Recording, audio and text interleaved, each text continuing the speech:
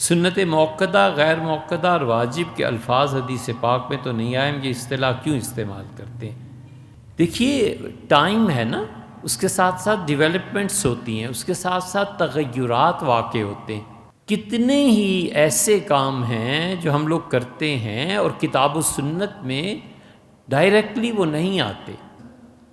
حضور اقدس صلی اللہ علیہ وسلم کی سنت کی دو قسمیں ہیں یا نہیں؟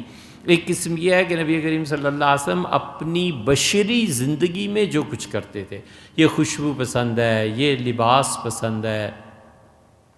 شام سے رسول اللہ صلی اللہ علیہ وسلم کے لیے جبے لائے گئے، نبی کریم صلی اللہ علیہ وسلم نے وضو کرنا چاہا تو جبے کی جو کھینچی آستینیں تو یہاں کے اٹک گئیں، اور پھر آپ نے وہ بہت قیمتی چیز تھی۔